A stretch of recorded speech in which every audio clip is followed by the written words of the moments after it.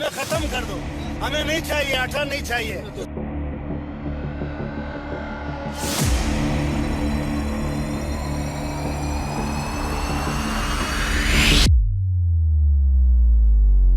गाड़ी किस लिए खड़ी है? गाड़ी चलाओ हमारे ऊपर चलाओ, हमें खत्म कर दो। ना हम होंगे ना आटा लेने आएंगे।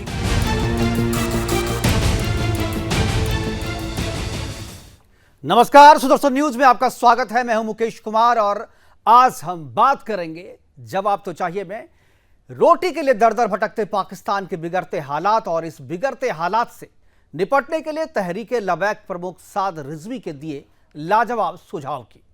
तहरीक लबैक पाकिस्तान की एक राजनीतिक पार्टी है जो इस्लामी कट्टरपंथ को बढ़ावा देती है। लबैक के प्रमुख साद रिजवी का एक वीडियो आजकल वायरल हो रहा है जिसे वो पाकिस्तान सरकार की आलोचना करने के साथ साथ पाकिस्तानी प्रधानमंत्री शहबाज शरीफ को सलाह दे रहा है कि यदि पाकिस्तान के आर्थिक हालात ठीक करने हैं तो उसके लिए उसे हर देश से भीख मांगने की जरूरत नहीं। वो एक हाथ में एटम बम, दूसरे में कुरान लेकर पूरी कैबिनेट के साथ स्वीडन पहुंचे और पूरी दुनिया से बोले कि वो कुरान की हिफाजत के लिए आया है। ऐसा करने और कहने से पूरी कायनात पाकिस्तान के कदमों में आ गिरेगी। अर्थव्यवस्था से उबरने के इस नायाब फार्मूले को सुन पाकिस्तान की जनता ही नहीं बल्कि पूरी दुनिया हैरान है। साथ में उसकी चिंताएं भी बढ़ रही है। चिंताएं इसलिए बढ़ रही है क्योंकि पाकिस्तान को समस्या सिर्फ रोटी की नहीं है, उसका विदेशी मुद्रा भंडार भी खत्म होने की कगार पे है और उसके पास एटम बम को संभाल कर रखने तक के पैसे कब पड़ रहे हैं। वो बौखला रहा है। भूख की बिलबिलाहट जब अच्छों को जानवर बना देती है तो फिर जानवरों को तो आदमखोर ही बनाएगी। और साद रिजवी का यह बयान पाकिस्तान को आदमखोर बनाने की तरफ ले जाने वाला ही है। आज हम बात करेंगे कि पाकिस्तान के आदमखोर बनने का मतलब क्या है। क्या एटम बम वाले पाकिस्तान में तहरीक लबैक का बयान दुनिया के लिए खतरे की घंटी है? क्या आर्थिक रूप से टूट चुके पाकिस्तान के लिए एटम बम का रखरखाव भी मुश्किल पड़ रहा है? इससे पहले कि पाकिस्तान का एटम बम आतंकियों के कब्जे में चला जाए, क्या दुनिया को इसे अपने कब्जे में ले लेना चाहिए? करेंगे चर्चा के लिए हमारे साथ कुछ मेहमान होंगे। पाकिस्तान से एक पत्रकार भी हमारे साथ जुड़ेंगे, आफ्ताब मुंगेरी जी। इसके अलावा अनिल त्रिगुनायत जी पूर्व राजनयिक हैं, वो भी हमारे साथ जुड़ेंगे। और इसके अलावा मेजर जनरल के सिन्हा रक्षा विशेषज्ञ के रूप में जुड़ेंगे। तीनों से परिचय करवाएंगे, चर्चा की शुरुआत करेंगे। लेकिन पहले एक रिपोर्ट देखते हैं और उस बयान को भी सुनते हैं जो कि तहरीक लबैक के रजाक साहब ने दिया है। उसको पहले सुनते हैं, पहले रिपोर्ट फिर बयान, उसके बाद मेहमानों के साथ चर्चा की शुरुआत। खत्म कर दो, हमें नहीं चाहिए, आटा नहीं चाहिए।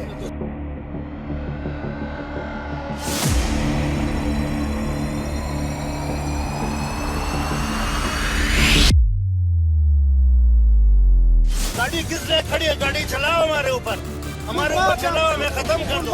ना हम होंगे ना आटा लेने आएंगे। पाकिस्तान में कश्मीर मांगते मांगते रोटी के लाले पड़े हैं। लोग भुखमरी के कारण एक दूसरे को मार रहे हैं, चीर फाड़ कर रहे हैं। AK-47 हाथ में लेकर आटे की रखवाली की जा रही है। रोटी के लिए आटा नहीं मिल रहा है तो तेल के दाम आसमान छू रहे हैं। पाकिस्तान के प्रधानमंत्री और सेना प्रमुख हाथ में कटोरा लेकर भीख मांग रहे हैं। आर्मी, अमेरिका और अल्लाह के भरोसे चलने वाला पाकिस्तान घुटनों पर आ गया है। इस्लामिक आतंक को बढ़ावा देने वाला पाकिस्तान दुनिया के सामने बेनकाब हो चुका है। यही कारण है कि शहबाज शरीफ के कटोरे में अब कोई भीख भी नहीं डाल रहा। इस बीच पाकिस्तान के एक कट्टरपंथी मौलाना ने कंगाल पाकिस्तान को आर्थिक संकट से उबारने का जिहादी रास्ता सुझाया है। कट्टरपंथी संगठन तहरीक लबैक के सरगना साद हुसैन रिजवी का एक वीडियो सामने आया है। इस वीडियो में साद रिजवी एक हाथ में कुरान तो दूसरे में एटम बम लेकर दुनिया से फंड लेने की बात कह रहा है। पाकिस्तान के हुक्मरानों के सर पर भीख का कटोरा है। अब तैयारी एक हाथ में कुरान और दूसरे में एटम बम लेने की हो रही है।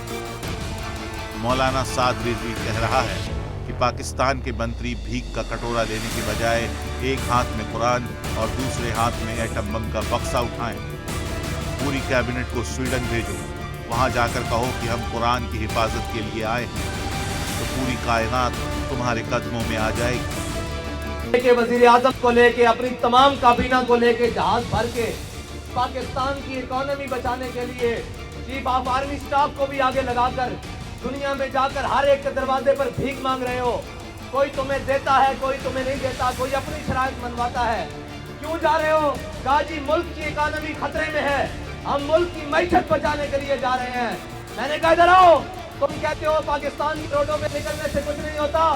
एक बार बाहर निकलो, कुरान को दाएं हाथ में उठाओ और एटम बम वाले बक्से को बाएं हाथ में उठाओ और पूरी काबीना भर के स्वीडन ले जाओ और जाकर कहो कि हम कुरान के तहफ़्फ़ुज़ के लिए आए हैं। सारी कायनात की नेमतें अगर तुम्हारे पाँव में ना आ गई। टीएलपी के मौलाना साद रिजवी का ये वीडियो सामने आने के बाद सवाल उठ रहा है, क्या कंगाल पाकिस्तान मजबूत पाकिस्तान से ज्यादा खतरनाक है? क्या आर्थिक संकट से उबरने के लिए पाकिस्तान एटम बम चलाएगा? Bureau report, Sudarshan news. हमें खत्म कर दो, हमें नहीं चाहिए, आटा नहीं चाहिए।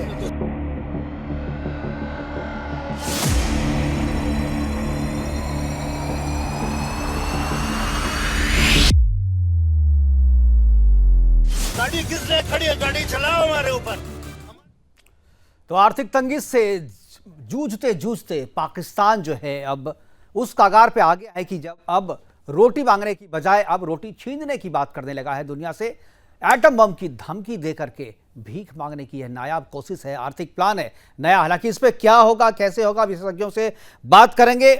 आफ्ताब मुंगेरी जी हमारे साथ हैं, पाकिस्तान से जुड़ गए हैं, पीएनएन न्यूज़ के पत्रकार हैं। अनिल त्रिगुनायत जी पूर्व राजनयिक हैं और मेजर जनरल के सिन्हा जी रक्षा विशेषज्ञ के तौर पे हमारे साथ जुड़े हुए हैं। तीनों मेहमानों का स्वागत है और चर्चा की शुरुआत मैं आफ्ताब मुंगेरी जी से करना चाहूँगा।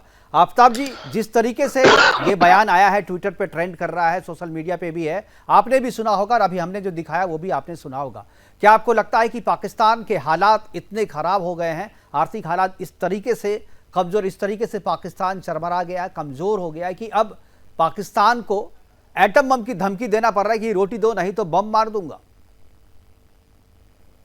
देखिए जी, पहले तो साद रिजवी कर हिंदुस्तान की गई है शायद ये बयान कह सकते हैं कि पाकिस्तान की हुकूमत का बयान है और उसको आप इतना सीरियस ले रहे हैं। तो आपके यहाँ भी ऐसे बयान रोजाना हमको सुनने में मिलते हैं जिन बयानों को साद रिजवी की जहां पे आपने बात की कि उन्होंने एटम बम की धमकी दी है, मैं खुद परेशान हूं कि साद रिजवी को पाकिस्तान में हम तो इतना सीरियस नहीं लेते। एक मुट्ठी भर चंद लोगों की वो जमात है जिसको नेशनल और दुबई असेंबली, कॉन्स्टिट्यूशन असेंबली में भी मेंबर नहीं है जिसकी आप बात कर रहे हैं। तो उस बयान को लेकर क्या यूरोपीय यूनियन, अमेरिका और हिंदुस्तान और दीगर मुल्क क्या परेशान हो गए कि अब एटम बम देकर उनके कहने पर पाकिस्तान के वजीर आजम या प्राइम मिनिस्टर जो है जाके स्वीडन से या किसी भी मुल्क से जंग करेंगे?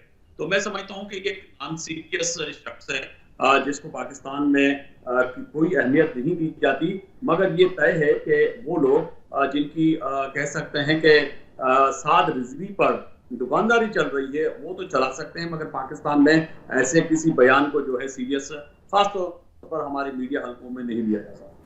आफ्ताब जी, आप कह रहे हैं सीरियस नहीं लिया जाता, ठीक है वो, और जैसा कह रहे हैं कि आप जाकर के पाकिस्तानी आवाम जो है वो यूरोपियन यूनियन से या किसी भी देश से एटम बम लेकर के युद्ध करने के लिए नहीं चला जाएगा, ये सबको पता है। लेकिन इससे मंशा तो जाहिर होती है ना, आखिर पाकिस्तान के पास रास्ता क्या है जब कोई आप आर्थिक हालात खराब हैं और आपके पास कोई उस तरीके का प्लान नहीं है, लोगों को डर जी। हिंदुस्तान से भी ऐसे बयानात की बुनियाद पर कट्टरपंथों की जो है तरफ से आते हैं। क्या उससे मंशा जाहिर होती है कि 140 और 120 करोड़ अवाम या जनता यही चाहती है वो हिंदुस्तान या पाकिस्तान या किसी भी देश से वो जंग करें, या फिर वो किसी एक गिरोह के बयान को आप देख के समझते हैं कि वो पूरी दुनिया या पूरी जो है कम्युनिटी के खिलाफ आप बात कर सकते हैं? मैं समझता हूं कि ऐसा नहीं है कि साद रिजवी कोई इतनी बड़ी अहमियत नहीं रखते जिस बयान को लेकर आप एक पाकिस्तान जो न्यूक्लियर पावर एक मुल्क है उसको ये सोचें कि हाँ जी पाकिस्तान जो है या पाकिस्तान के लोग चाहते हैं कि वो एक न्यूक्लियर वॉर में जाएं। नहीं, यही तो चिंता की बात है ना कि पाकिस्तान न्यूक्लियर पावर कंट्री है और वो रखरखाव भी नहीं कर पा रहा है अपने एटम बम की, आर्थिक हालात इतने खराब हो गए हैं। और इसमें अगर जरूर है, रिजवी को आप सीरियसली नहीं ले रहे आप आपकी फिल्मों में और आपके ड्रामों में न्यूक्लियर की रखरखाव नहीं जो कि दिखाया जाता है, मगर अल्हम्दुलिल्लाह पाकिस्तान के न्यूक्लियर जो है महफूज हाथों में, और वक्त आने पर कोशिश करेंगे कि उन न्यूक्लियर को इस्तेमाल नहीं किया जाए। बैकडोर डिप्लोमेसी होती है, न्यूक्लियर का चलना कोई मोहल्ले में और किसी त्योहार में पटाखा नहीं है जिसको फोड़ के जो है सुकून से बैठना है। न्यूक्लियर वो हमारे पास भी है, उसको चलाने के लिए विचार चाहिए होता है। ऐसा नहीं है कि बच्चे का ख्याल है आपने न्यूक्लियर बम ब्लास्ट। ठीक है, मेजर जनरल के सिन्हा जी हमारे साथ हैं, आपकी बात को भी सुन रहे हैं और पूरी घटना और जिस तरह के घटनाक्रम पाकिस्तान में चल रहे हैं उससे भी वाकिफ है। मेजर जनरल साहब क्या कहना चाहेंगे इस सिचुएशन में? जय हिंद। और हमारे मुगेरी साहब जो पाकिस्तान से आए हैं उनका भी खैर मकदम। एंड देखिए, जो अभी मैंने सुना मुगेरी साहब जो कह रहे हैं कि ये जो साद रिजवी साहब ने जो ऐलान किया है, वो तो कहते हैं कि आप दाहिने हाथ में कुरान रखिए, बाएं हाथ में एटम बम रखिए और आप चले जाइए पूरे विश्व के अंदर में, आप चले जाइए स्वीडन में, आप चले जाइए नॉर्वे में, और फिर आप देखिए पूरी कायनात आपके कदमों में होगी। आपकी ये सारी भुखमरी जितनी तंगियां हैं सब हालात हो जाएंगी। और ये मैं नहीं मानता, ये कहते हैं कि बहुत छोटा सा तबका है, या तो मैं इनको समझा दूं, ये तो कहते हैं कि पाकिस्तान के ये पत्रकार हैं, बहुत नॉलेज रखते हैं। देखिए, बैरविली कम्युनिटी है पाकिस्तान में जो कि 50% है। आज के दिन में इनकी जो सड़क की स्ट्रेंथ, कहते हैं ना स्ट्रीट पावर, बिल्कुल जो साद रिजवी की है, और उन्होंने दिखा दिया था अप्रैल 2021 में ऐसे ही घटनाएं हुई थी, जबकि वो फ्रेंच एम्बेसडर को वो कहते थे ना उस समय इस्लामी फोबिया की बात इमरान खान करते थे। बिल्कुल, इमरान को हटाने में इनका बहुत बड़ा हाथ है। जी हाँ, जब मैं कंप्लीट कर लूं, 6 पुलिसमैन 800 लोग उसमें घायल हुए थे। उसके बाद बैन लगाया था अप्रैल 2021 में, और फिर 7 नवंबर 2021 में इसको वापस ले लिया। ये है ये साहिद रजवी की ये, और उसी के कारण देखिए जो पाकिस्तान एटम के साथ कर रहा है, एटमिक बम यूरेनियम के साथ। अभी थोड़े दिन पहले रिपोर्ट आई थी, पाकिस्तान का यूरेनियम आपको हिथ्रो एयरपोर्ट में कंटेनर में मिला था पाकिस्तान, और वो कर रहे हैं यही, इसी कहते हैं टेररिज्म, नार्को टेररिज्म करने के बाद ये अभी एटॉमिक टेररिज्म करते हैं। देखिए, आज के ही दिन में पेंटागन के अंदर में 3 रिपोर्टें आई हैं, वो मैं बता दूं क्योंकि मैं यहाँ पे अभी सामरिक दृष्टि से इनको बताता हूं, और ये खास करके मुकेश जी ये इनको बताइए जो हमारे अल्ताफ साहब हैं। देखिए अल्ताफ साहब, ये स्नैच एंड ग्रैब प्लान ये 2010 में भी एक्टिवेट, आफ्ताब जी, ठीक है, हाँ मुगेरी साहब शायद आफ्ताब साहब सुने ये आपको पता होगा स्नैच एंड ग्रैब प्लान क्या है, जो कि अमेरिका इसको इवोक करता है, और आपको पता है कितने बिलियन डॉलर का ये प्लान है, उसके ऊपर कार्रवाई है। 2010 में जब उसामा बिन लादेन अटोबाबाद में पकड़ा गया था तो उस समय भी ये इवोक हुआ था, और ये आपके यहाँ इवोक होने का बहुत बड़ा चांस है।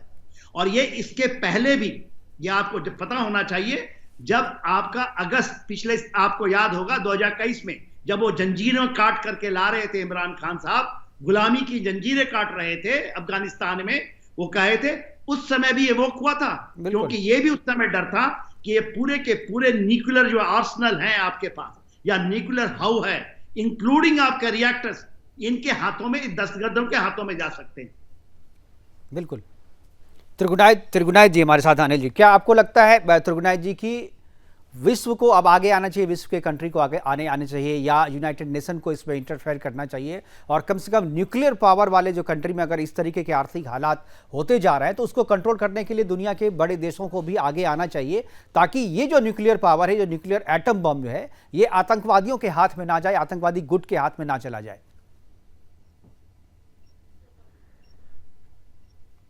त्रिगुनायत जी, और जी एक चीज हमें ध्यान रखनी होगी जी कि इसमें कोई शक नहीं है कि ये जो टीएलपी है ये एक अल्ट्रा एक्सट्रीमिस्ट ग्रुप है, और बेसिकली ये इनकी जितनी भी रेलेवेंस रही है पाकिस्तान की पॉलिटिक्स में, वो इसी तरह के मुद्दों को लेकर रही है कि कुरान के खिलाफ पहले किसी ने कुछ बोल दिया, या प्रॉफेट मोहम्मद साहब के खिलाफ कोई कार्टून बनाने लग गया उसके बारे में, तो इस सब की चीजों को लेकर के इन्होंने थर्ड में अपने वो वहां पर प्रोटेस्ट किए हैं। और एक प्रोटेस्ट जो सबसे बड़ा है, उसके बाद में इनको एंटी टेररिज्म एक्ट के अंदर बंद किया गया, उसको भी, खुद भी, साद रिजवी को भी और उसके पिताजी भी, और कई बार। तो ये बेसिकली एक अल्ट्रा एक्सट्रीमिस्ट पार्टी है जिसको बैन किया हुआ है, लेकिन उसके बाद भी ये पाकिस्तानी पॉलिटिकल लैंडस्केप के अंदर में सरवाइव कर रही है।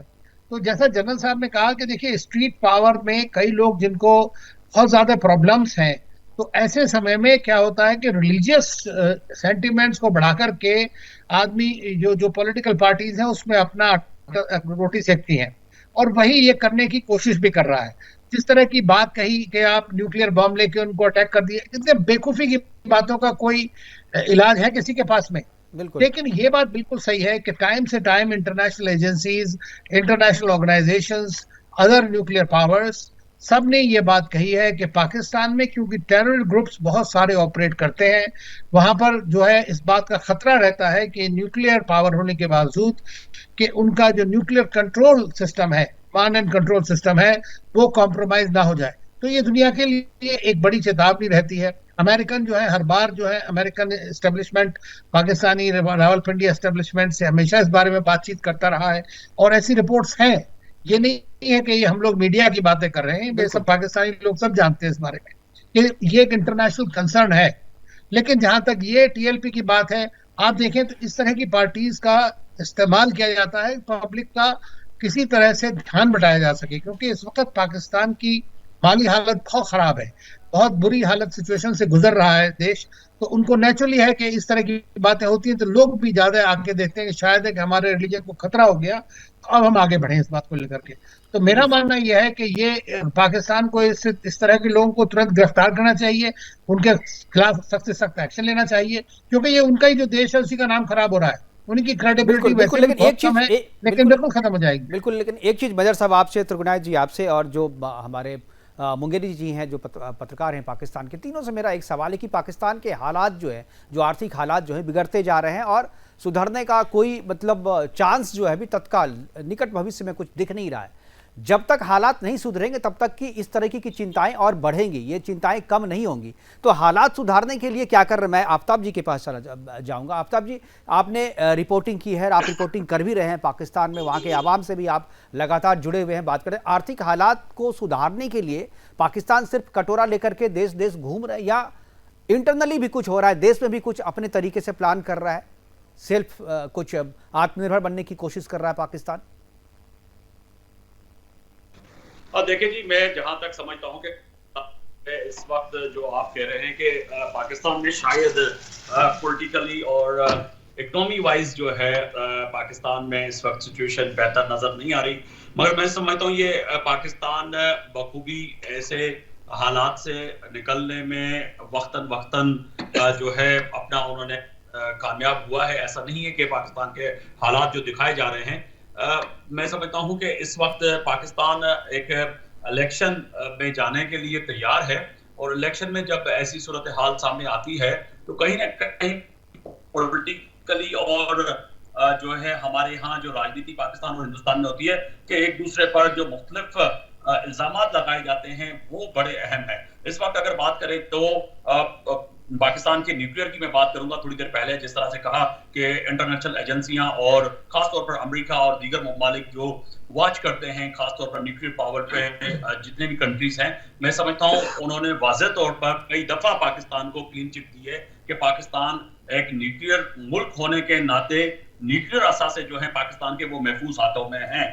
अभी भी अगर बात जब आप कर रहे हैं तो तकरीबन हम लगभग ठीक ठाक यानी कि 50 से ऊपर लोगों का कल परसों एक सुसाइड अटैक में जो है हमने शहादत दी है, जिसमें सबसे ज्यादा हमारे सिक्योरिटी फोर्सेस के लोग शहीद हुए हैं। मैं समझता हूं कि इस वक्त पाकिस्तान में जो दहशतगर्दी है, खासतौर पर तहरीक तालिबान की तरफ से जो आए दिन पाकिस्तान में हमले होते हैं, उसको लेके भी जो है पाकिस्तान समेत पूरी दुनिया में चर्चा तो उठती है।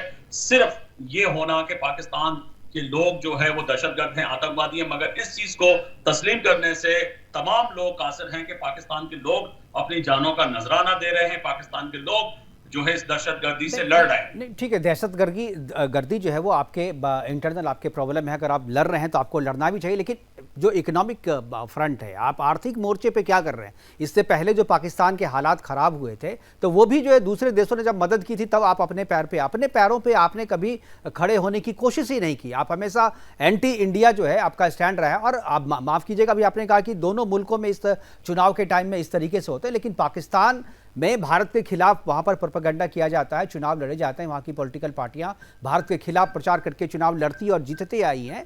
लेकिन भारत के लोग जो है, भारत की पॉलिटिकल पार्टी कभी भी पाकिस्तान के भरोसे चुनाव नहीं लड़ती। भारत से, पाकिस्तान से ज्यादा भारत में चुनाव में जो है पॉलिटिक्स में लाई जाती है, और पाकिस्तान में आपकी बगैर पाकिस्तान के फिल्में कामयाब नहीं होती, आपकी बगैर पाकिस्तान के जो है सुबह नहीं होती, आपकी बगैर पाकिस्तान की ISI में जो है आप जो है कामयाब नहीं होते। मगर मैं बात करूं तो आपके यहाँ माजरत के साथ जब आलू और प्याज और महंगे हो जाते हैं, वहीं पे भी कहीं ना कहीं पाकिस्तान की ISI की इन्वॉल्वमेंट निकल आती है।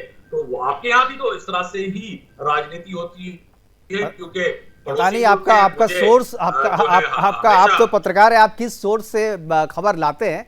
मुझे लगता है कि उसकी भी एक बार जांच करनी चाहिए और आपकी इस बात का जवाब दिल्ली की जो CM थी वो किस वजह पे गई थी? प्याज के इशू पे तो गई थी।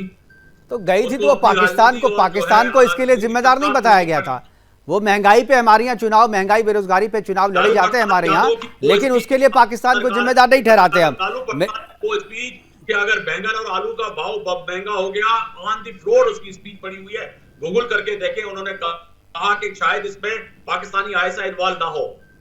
वो हमारे यहाँ मजाक चलता है, इस तरीके का चुटकुलेबाजी होती है इस तरीके से। और मेजर जवाब बात करें तो सीरियस हो जाते। आपके यहाँ लालू प्रसाद यादव साहब वो बात करते तो वो मजाक हो जाती है।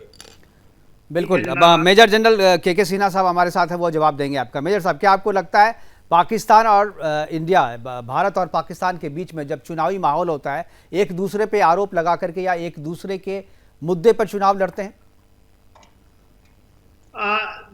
देखिए मुकेश जी, भारत को यदि पाकिस्तान के एजेंडे से अपनी चुनाव को लड़ना हुआ तो इससे बड़ा कोई दुर्भाग्य नहीं होगा भारत के लिए। बिल्कुल।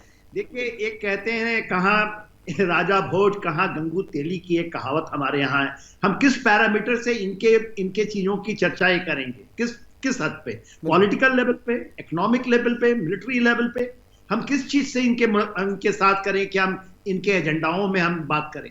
हाँ, देखिए, ये बताइए कि आज ये कह रहे थे कि अफ्ताब साहब कुछ नहीं हुआ, पाकिस्तान एब्सोल्युटली है, ये जस्ट टेम्परेरी फेज है, हम इलेक्शन में जाने के लिए तैयार हैं। यदि आपकी सोच अफ्ताब साहब ऐसे ही है तो फिर मुझ नहीं कह सकता। कुछ चीजें मैं बताना चाहूंगा, यदि आप सुनेंगे तब उसको समझने की चेष्टा कीजिए। आज पाकिस्तान में मुकेश साहब, यदि आप पैरामीटर्स को लें, बड़े छोटे छोटे, तो पैरामीटर्स में $273 बिलियन का पूरा उनके ऊपर कर्ज है। किसी विश्व के किसी देश में नहीं। उसको यदि शब्दों में समझा दें, अफ्ताब साहब समझेंगे। एक जब बच्चा पैदा होता है पाकिस्तान में तो 5 लाख, आज के डिवैल्यूएशन जो इनका हो गया, 5 लाख जो पाकिस्तान की उसका कर्जा उसके सर पे होता है। इंडिया में माइनस है में चल रहा है ये कर्जा। मैं इंडिया से तुलना नहीं करना चाहता मुकेश जी। दूसरी बात बताता हूं, बिल्कुल सुन लें अफ्ताब साहब, मैंने सुना आपको जी 43 इयर्स में तो पहली हुआ है। आपको सुन रहा हूं जी सुनना, तो फिर मैं मैं कोई ज्ञान तो दे नहीं रहा हूं।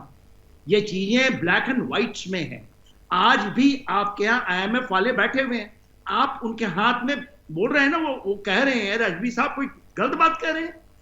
President, prime minister, army chief, वो सब जगह जा रहे हैं कटोरा लेकर के, $10 बिलियन का लेके आ गए, क्योंकि हमारे यहाँ फ्लड हुआ। वो लाए हैं, कटोरे में भीख मिली है हमें। मगर ये बताइए, आप IMF के भी वहां घूम रहे हैं ना, उन्होंने मना कर दिया कि हम नहीं देंगे। $1.1 बिलियन की बात हो रही है। जो 9वीं किस्त है, उन्होंने कहा हम नहीं देंगे जब तक कि आप 12 रुपए 50 पैसे टका आप बढ़ा दीजिए अपने इलेक्ट्रिसिटी के दाम, जो आप बढ़ा नहीं सकते। लोग खा जाएंगे आपको। वो देख रहे हैं ना, आपने चलाया था उसमें कि सड़क के नीचे बैठे हुए बोलते चढ़ा दो गाड़ी, हमारे ऊपर मरने के लिए तैयार है। ये कहते हैं कश्मीर का मुद्दा। अफ्ताब साहब, सच्चाई को सुनने की चेष्टा कीजिए। आप अभी जा रहे हैं $62 बिलियन ना आपने चाइना से ले रखा है, उसको आपने $4.2 बिलियन ये मार्च के महीने में देना है डिफॉल्ट। और $8.3 बिलियन। आप $1.1 बिलियन मांग रहे हैं, IMF कहता नहीं देंगे। देखिए इस तरह से यदि आप डिबेट तो हम नहीं कर रहे हैं, बिल्कुल। लेकिन एक चीज और मैं अनिल त्रिगुनायत जी के पास जाना चाहूँ। अनिल जी, पाकिस्तान कैसा भी है आपका पड़ोसी है, आप पड़ोसी अपना बदल नहीं सकते। अगर पाकिस्तान में हालात खराब हुए और जिस तरीके से साद रिजवी कह रहे हैं कि एटम बम, अगर उस तरीके का पागलपन कुछ हुआ पाकिस्तान में तो भुगतेगा तो भारत भी ना। क्या आपको लगता है कि ऐसे मौके पे जैसे पड़ोसी की मदद, श्रीलंका की भी मदद भारत ने आगे आकर के की थी, क्या विश्व के देशों को एक होकर के पाकिस्तान को एक बार किसी भी कंडीशन में तैयार होना चाहिए, मदद करके खड़ा कर दो भाई, ये आखिरी है, इस बार ले लो रोटी चुकी। अब हम किसी को भूखे मरते नहीं देखते, हम किसी को भूखे मरते हुए देखना नहीं चाहते। भारत की ये परंपरा रही है, हर एक पड़ोसी की मदद करता है। क्या आपको लगता है कि भारत को मदद करना चाहिए या विश्व के दूसरे देशों को आगे आकर के पाकिस्तान के जो पॉलिटिकल लीडरान हैं उसको नहीं बल्कि पाकिस्तान की आम जनता को आकर के मदद करनी चाहिए, क्योंकि वो भूखे हैं, रोटी मांग रहे हैं। पहले कश्मीर मांग रहे थे, अब रोटी मांग रहे हैं। क्या आपको लगता है कि कश्मीर तो दे नहीं सकते, रोटी दे दें? आपका बींदा एंकर नहीं कह सकते कि पाकिस्तानी भूखे हैं। आज भी पाकिस्तान में अल्हम्दुलिल्लाह जो है, पाकिस्तान की मैं सबसे बड़े शहर में रहता हूं जिसका नाम कराची है। 5 करोड़ से ज्यादा आबादी वाले शहर में कोई भूखा नहीं सोता। ये जो क्लिप आपने दिखाई है ये आपने टीआरपी के लिए बहुत अच्छी है, क्योंकि मेरा भी है कि मैं सेक्टर पढ़ सकूं, मगर ये तय है कि पाकिस्तान में कोई भूखा नहीं सोता। आपका चैनल जो है टीआरपी के लिए अगर ये क्लिप दिखाता है तो बहुत अच्छा है। मैं भी आपको ये पाकिस्तान के चैनलों में भी चल रहा है। आफ्ताब साहब ये सारी क्लिपिंग आपके चैनल में भूखे मर रहे हैं, आप उनको रोटी पहुंचाए। आप हमारी चिंता करना छोड़ दें। हमारे पास इतना अनाज है, हम सालों पाकिस्तान को खिला सकते हैं। हम भारत सालों पाकिस्तान को बिठा के खिला सकता है। मुकेश जी, अब ये बात हमें करने की आवश्यकता ही नहीं है। अरे आपका भी हम तो मदद करने की बात कर रहे हैं, आप बौखला गए। अरे आप आपकी मदद करना चाहते हैं। अरे मुंगेरी साहब, भेजता हूं आपके बीएसएफ के जवानों की जो भूखे मर रहे हैं सरहदों पे, सीमाओं पे। मुंगेरी साहब, मैं तो मदद करने की बात कर रहा हूँ, आप तो इसको बुरा लेंगे। मैं मदद कर रहा हूँ। अरे भाई, अगर आटा आपके यहाँ 400 रुपए किलो अगर आटा मिल रहा है वहां पे, आप इन लफ्जों पे माफी मांगे कि आपने पूरी कौम की तौहीन की है। बीइंग अ जर्नलिस्ट इसमें अरे आपके पाकिस्तान के टेलीविजन पे ये सारी चीजें चल रही हैं। अरे भारत के टेलीविजन पे नहीं, पाकिस्तान के टेलीविजन पे चल रही है सारी चीजें। पाकिस्तान वो कुव्वत है जिसमें ये सख्त है कि वो भूखा पेट भी जंग लड़ सकता है। वही तो बात कर रहे हैं, आप जंग के अलावा कुछ नहीं कर सकते। सिर्फ यही बात तो साद ने कहा, आप उसका विरोध कर रहे। साद ने भी तो यही कहा, भाई नहीं दे रहा, मदद नहीं दे रहा है कोई, अभी मारता हूं बम। अरे आप तो पहले भीख मांगते अब आप भीख मांगते डकैती करने लगे भाई। आपके जर्नल साहब ने कहा आफ्ताब साहब, आप पहले भीख मांग रहे हैं, पूरी दुनिया में कटोरा लेके घूम रहे हैं। आपका प्रधानमंत्री पूरी दुनिया में कटोरा लेके घूम रहे हैं, आप कह रहे हैं कि सब ठीक ठाक है पाकिस्तान में। अरे हम तो मदद करने की सोच रहे हैं, पड़ोसियों की मदद करना हमारा धर्म है। भीख मांग रहा है तो पाकिस्तान सबसे ज्यादा वार इन टेररिस्ट में अपनी सबसे ज्यादा कुर्बानी दी है। 70 वही कर सकते हैं आप, जहां लड़ने में शहीद हुए हैं। यही बात तो है, और इसीलिए आप भूखे मर रहे हैं, हम रोटी की बात कर रहे हैं, आप गोली की बात कर रहे हो। अरे मैं आपसे यही विरोध करूंगा, यही एहतजाज करूंगा कि पाकिस्तान में कोई भूखा नहीं मर रहा। अगर एक क्लिप में आपको जो है भेज दूं तो भेज देता हूं कि जिसमें जो है हिंदुस्तान में लोग पीने के लिए पानी नहीं है। आपके प्रधानमंत्री 2019 में यूनाइटेड नेशन में कह रहे थे कि मैं जो है शौचालय बना के आया हूं। आपके पास तो बेसिक जो है शौचालय की जो नीड है वो पूरी नहीं कर सकते हिंदुस्तान के लोगों की। आप हम पे तनकीद कर रहे हैं।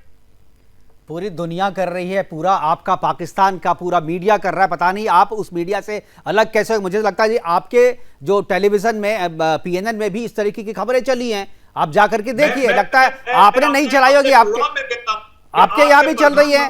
पूरा पाकिस्तानी मीडिया ये दिखा रहा है। वो वहां पर एक ताकतवर कंट्री के प्राइम मिनिस्टर कह रहे हैं कि मैं शौचालय बना के आया। शौचालय तो आपके पास है नहीं, बाथरूम की बेसिक नीड हिंदुस्तानियों को है नहीं, आप उन पे तनकीद करेंगे। हमारे पास जो नहीं है हम उसको स्वीकार करते हैं, हम उसे बेहतर बनाने के लिए करते हैं। आप भी स्वीकार कीजिए ना, आप स्वीकार कीजिए। हमारे इस तरह से ना कहें कि वो भूखे मर रहे हैं। नहीं भाई, आप भूखे मर नहीं रहे, लेकिन आपको मरने नहीं देंगे, हम मरने देना नहीं चाहते। ये भी तो कह रहे हैं हम आपको कि हम आपको भूखे मरते देखना नहीं चाहते हैं।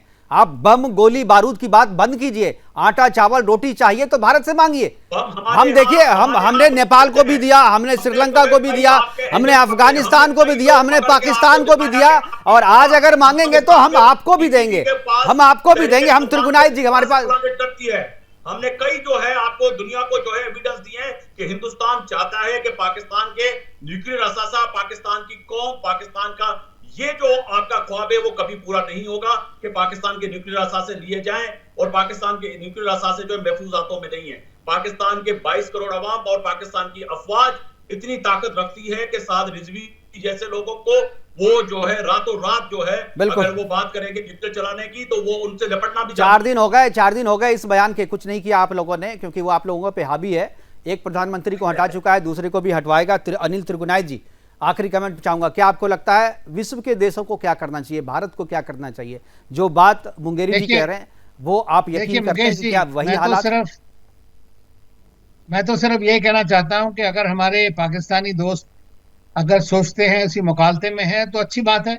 हम तो चाहते हैं हमेशा से कि पाकिस्तान एक खुशहाल देश हो, ताकि हमारे लिए भी अच्छा है, क्योंकि जो भारत के जो नेबर्स हैं अगर वो खुशहाल नहीं होंगे तो हमें खुशहाली में प्रॉब्लम है हमारी सारी। हम तो चाहते हैं कि अच्छी तरह उनकी इकोनॉमिक प्रोस्पेरिटी हो, और अगर वो उसमें भारत की मदद चाहते हैं तो भारत तो हमेशा खड़ा रहा है।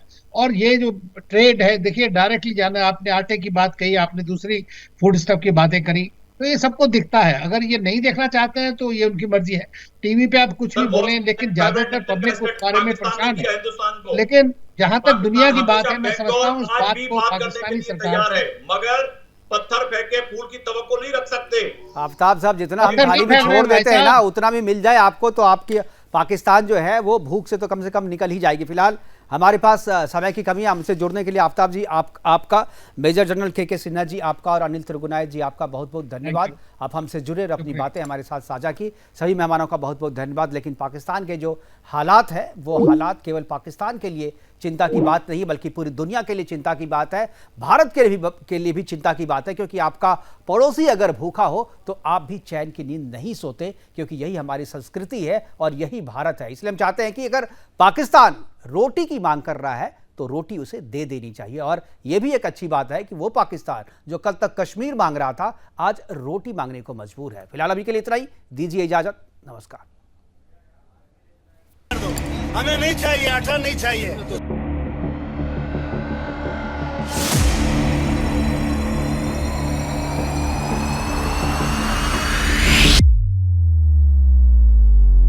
गाड़ी किस लिए खड़ी है? गाड़ी चलाओ हमारे ऊपर चलाओ, हमें खत्म कर दो। ना हम होंगे ना आटा लेने आएंगे।